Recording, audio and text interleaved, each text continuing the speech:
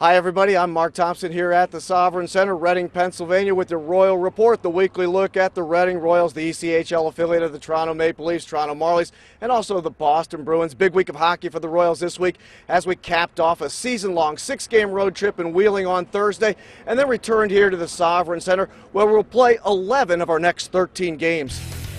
Things got off on the good foot for Reading on Thursday in Wheeling when the Royals converted on both ends of a 5-on-3 power play within the first 5 minutes of the game. On the front end, it was Olivier Labelle taking a feed from Ryan Crothers right in his office on the dirtiest spot on the ice, at the top of the crease where he tapped back his 8th of the year. Just over a minute later, it was Chris Blight's turn to whack one in from the top of the crease for what would prove to be the game winner, because from that point forward, it became the Ben Scrivens show as a young goaltender put on a clinic, and even though the Nailers snuck in a third-period power play goal, Scrivens stopped a season-high 40 shots to literally save the 2-1 win.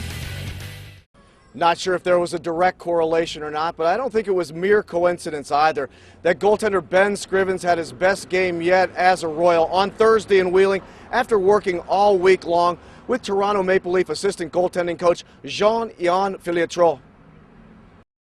Rookie goaltender Ben Scrivens was assigned to the Royals from the Toronto Maple Leafs prior to the start of the season, and the early consensus regarding the young goaltender out of Cornell University in Reading has been overwhelmingly positive. Scrivens has been nothing short of spectacular for the Royals so far, but for Scrivens himself, his focus is squarely on improvement, and that appears consistent with the game plan of the Maple Leafs, who recently sent assistant goaltending coach Jean-Yves Filiatreault to Reading. And Scrivens feels fortunate to be the beneficiary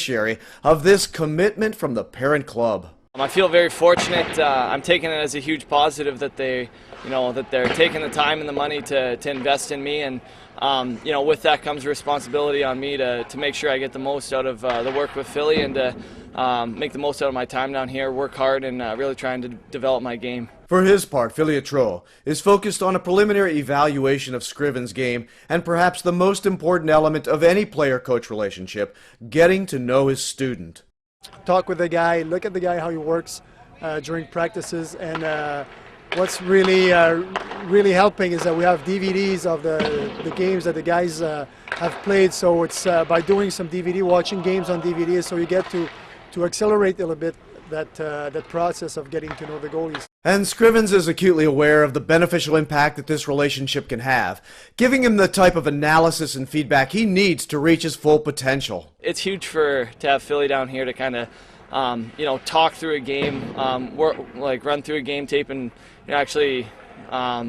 evaluate how each save is made, each situation, and talk about maybe what you can do different, what you did well, and what you can improve on.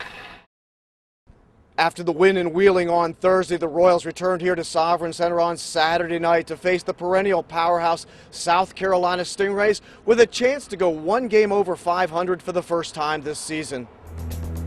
On Saturday, once again, Reading got on the board first when defenseman Alain Goulet ripped a rocket from the right point late in the initial period. A seesaw second saw the Royals hold the lead as Matt Caruana slid one through from a sharp angle for his 8th of the season, and Andrew Saar finished high short side on a 2-on-1 break with Chris Blight late in the period. Right off the opening face-off in the third, the Royals got a bit of a break when a hard hit by Ben Gordon jarred the puck loose for Olivier Labelle, who banked one in off Stingray goaltender Jared DeMichael for what would prove to be the game winner. Once again down the stretch, it was goaltending that was the difference for Reading. This time it was Matt Dalton's turn to keep the opposition at bay, and even though the Stingrays did convert late, an empty netter by Caruana with 30 seconds left iced the Royals' first home win of the season.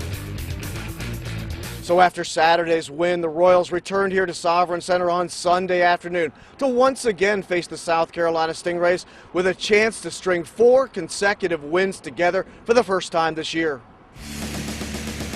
On Sunday, for the 4th straight game, the Royals got on the board first when Matt Caruana laid down a highlight reel move just over 2 minutes into the game for his team-leading 10th of the year. Although the Stingrays would quickly bounce back with a power play goal to tie, Ben Gordon battled to bag his 3rd of the season late in the first period to regain the lead for the Royals. After a scoreless second, in which the two teams traded chances, South Carolina tied the game midway into the 3rd period with a blind cannon from Rob Ricci But when the Royals needed it most, late in the third period, they got it from Captain Clutch, Ryan Crothers, who wasn't going to be denied despite being surrounded by Stingrays. South Carolina got a golden chance on the buzzer, but their big gun, Maxime Lacroix, fired high, and the Royals jumped 2 games over 500 for the first time this year.